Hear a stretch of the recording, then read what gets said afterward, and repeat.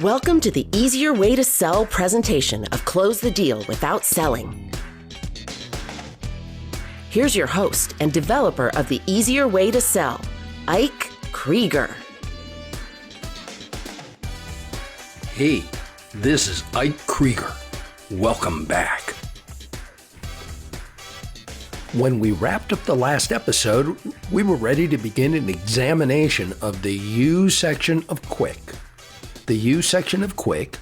is where the diagnostic process of uncovering problems begins. Let's go back over a few definitions. What is a problem?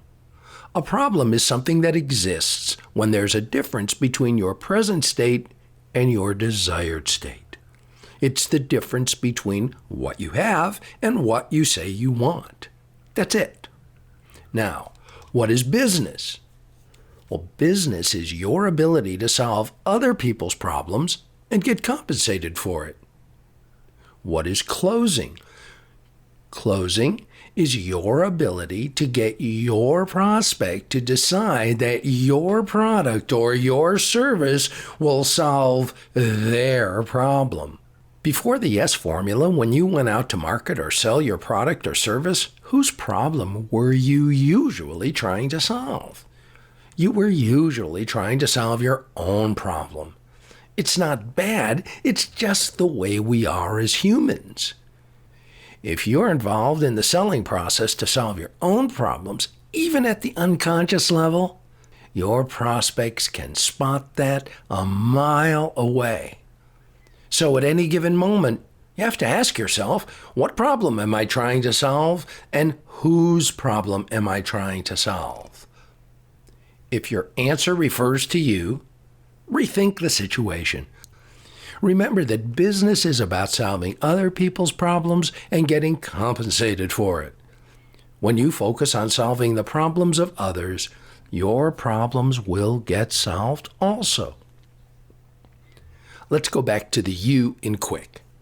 The U stands for uncover the problem.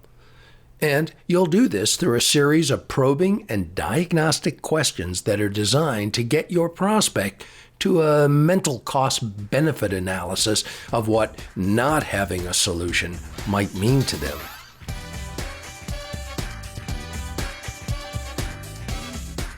To begin the discovery process, I urge you to start off with an open-ended question. This question could be as simple as, so, why am I here? If the prospect believes that you're there to solve their problems and not yours, they'll answer honestly. They'll begin a communication with you. They'll begin a sales presentation. They'll divulge all of the factors involved in a decision that will eventually allow them to close themselves. Another example of a diagnostic OEQ might be something as simple and straightforward as, what issues regarding widgets or your own product are you dealing with now? Or what problems are you trying to avoid as it relates to widgets? Again, I'm suggesting that you think like a doctor. Ask the diagnostic questions that will lead you towards a complete understanding of their needs and their expectations. Make them the focus of the communication. It's at this point where you have to fight the tendency to begin the problem-solving process. Resist the urge. Continue your probing. You're on a fact-finding mission. Your goal is to help them feel comfortable enough with you to identify the issues they believe they're facing. This is the time to have them speak to you about themselves or their company's problems. Now, in your show notes or in the action guide, you'll find the same list of problem-solving questions, the PSDS questions, that you were given to memorize. I'd like you to print out a list of those questions or keep it in front of you on the screen. I've asked you to memorize this list, but for the moment, I want you to forget these questions. Imagine instead you asking the prospect, "Why am I here?" Imagine this is an answer. The widget we use doesn't seem to fit our needs anymore. You say, "I understand."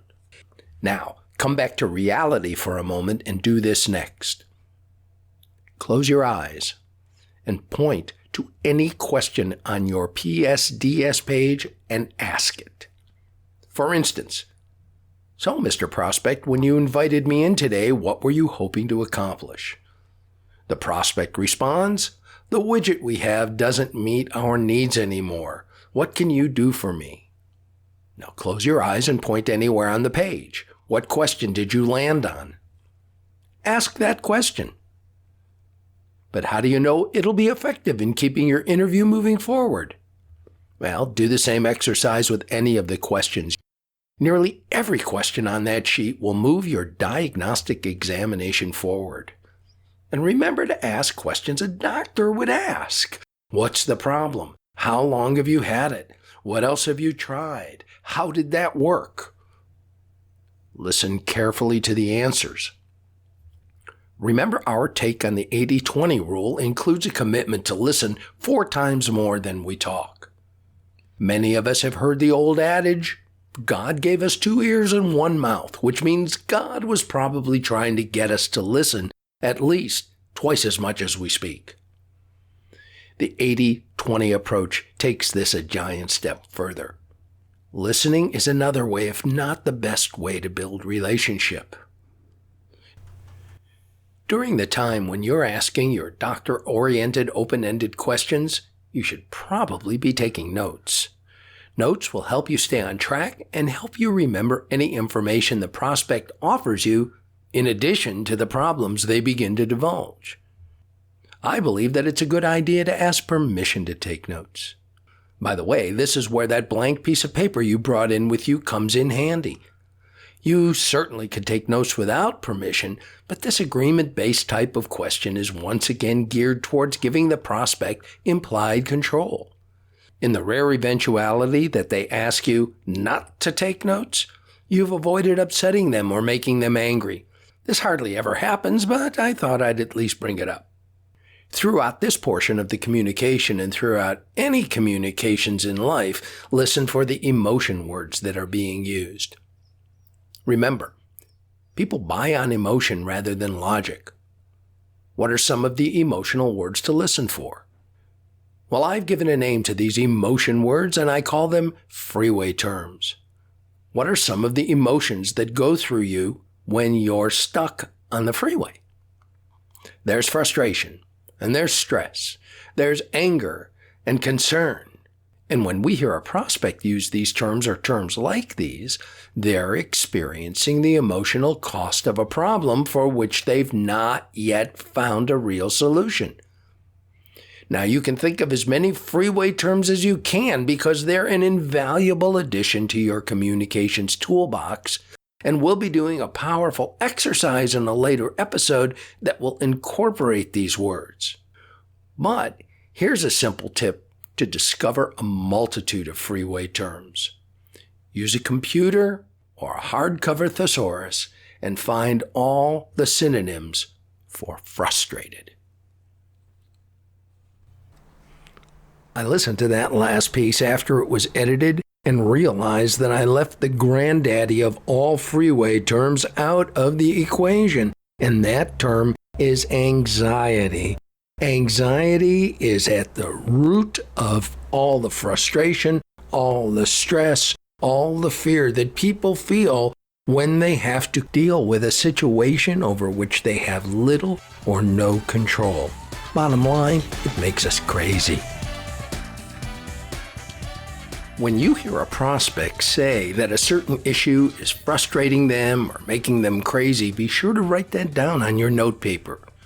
You'll eventually repeat these statements back to the prospect as closely to the way they said it as possible. They may say something like, "It's making me crazy the way the copy machine keeps breaking down," or "It upsets me when I find out that one of my staff didn't properly handle a customer service call." These are the issues that need to be addressed by you. These are the problems that need to be solved. These are what is important to the prospect.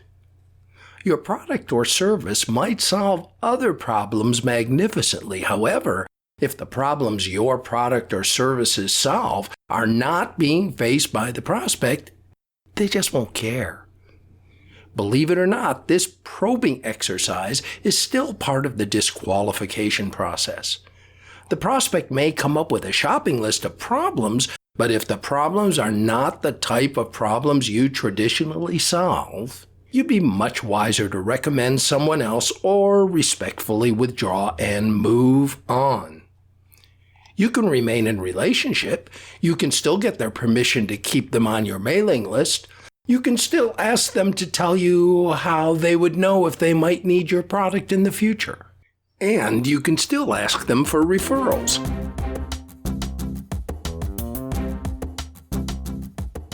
If your prospect does appear to be in your target market, continue your probe until you uncover a minimum of 2 or 3 problems.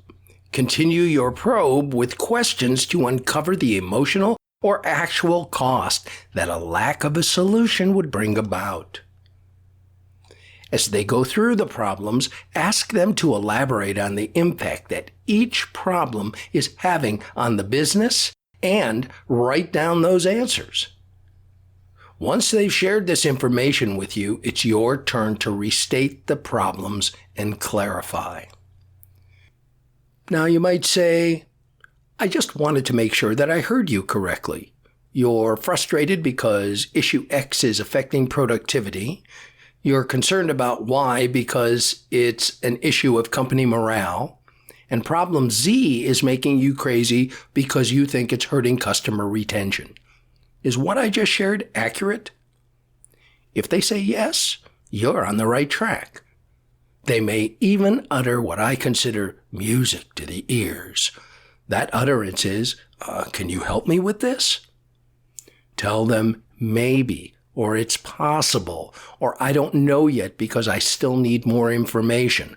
Avoid the impulse to say, yes, I can help. Use the $1 million question to uncover any other problems. Mr. Prospect, in addition to X, Y, and Z, what other issues or problems do you believe I might be able to assist you with? Once the prospect has confirmed that all their problems are on the table and that you've heard them accurately, you've just completed the U portion of Q.U.I.C.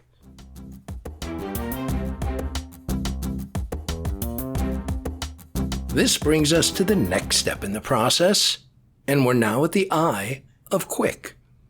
The I represents the investment of money and or time that a prospect is willing to spend to solve their problem. Basically, the I stands for, is there money? It's here that you remind the prospect of the agreement that you both entered into and say to them, earlier, we agreed that if we got this far, we'd probably have to talk about the dollars you've set aside to handle these issues. So in round numbers, what's your budget? They're going to answer in one of 3 ways. Let's address each one separately. First, and don't be surprised if you hear this phrase often, is, I don't know. Respond to this by being compassionate and letting them know that it's not unusual for people to not know, and ask them if it's okay for you to give them a range of figures. You're about to give the prospect 2 separate ranges of figures and ask them which of the 2 is most closely in line with what they'd be comfortable spending. You might say, well, we have a program in the $500 to $1,000 range, and we have another in the $1,000 to $3,000 range.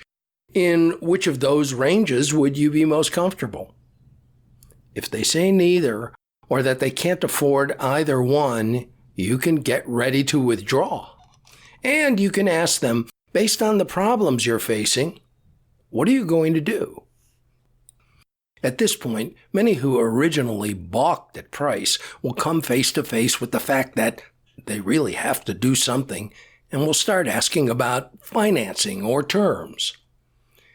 If they're reluctant to share any dollar figures at all, take the responsibility for this outcome yourself.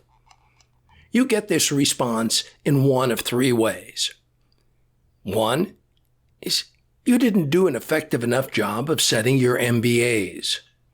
Or you didn't do an effective enough job of uncovering their problem. Or 3, you're dealing with a problem client. It's also possible that you may have unknowingly entered into a competitive bidding situation. If that's the case, continue your probe and find out what else besides money is involved in the decision-making process. And if it turns out that money is the only issue, then you're faced with a few choices of your own. Do you want to deal with lowering your price in order to compete? Do you want to go through a bidding process? Or do you want to move on to the next prospect? Remember, you've probably been in this appointment under a half hour up to now. If you're uncomfortable with the bidding process, you can withdraw. You have to weigh whether the act of letting go now is more productive than the act of hanging on for a possible letdown at a later time. And if you've been diligent in your use of the system, you still haven't given them any information.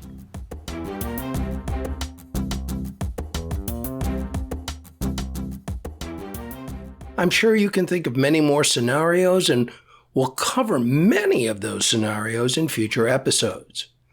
But finally, there's the response where they actually tell you how much they have set aside. And this happens way more than you might expect. If they really have problems and really believe that you might be able to help them solve those problems, they really will tell you how much money they have to spend. Let me reiterate that the reason for their honesty at this point is their solid emotional impression that you are there to solve their problem and not yours. I can't emphasize the importance of you assuming this mentality when you go into the sales process. Solve their problem, not yours. If you solve their problem, your problem will more than likely be solved also. This mindset on your part makes all the difference.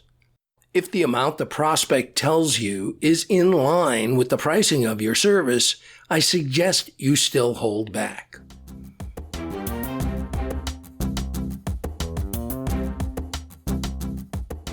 Before you say you're willing to do the job for the amount of money they've mentioned, tell them honestly that you might be able to solve their problems for that amount, and you might not.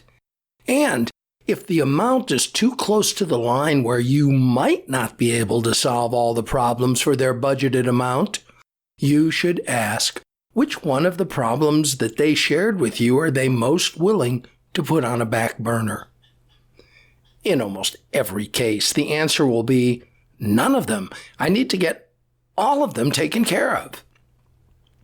The reason for their desire to solve all of the problems stems from the fact that the identification of the problems in the first place came from them and not you.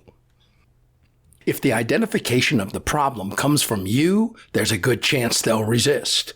If the identification comes from their own emotion, their own mind, and their own lips, they'll be ready and willing to keep each problem on the table for your problem-solving process. It's at this point where you get to ask the prospect, since you're set on solving all of the problems we've discussed and the amount you have set aside might not cover the cost of the solution, where will the extra dollars come from? In many cases, they will share with you exactly where the extra dollars can be sourced. They might say from a loan, they might say from a credit card, they might say from a reserve fund or from another part of the company budget. Whatever they say, this set of questions has the effect of getting rid of discounting as a selling strategy forever. You may find a setting in which discounting might be appropriate or desirable, but not as a way to sell by itself. We've all encountered someone who sells by saying right off the bat, "Don't worry about the list price, we'll work something out." I don't want you to ever sell that way or ever have to sell that way again. Okay, that's enough for this episode, and I expect you to have it all memorized within the next 2 hours. Well, just kidding. And learn the entire Q.U.I.C system. The yes formula depends upon the Q.U.I.C system. So, we'll pick up in the next episode right where we left off in a continuation of the I portion of Q.U.I.C. This is Ike Krieger. See you next time.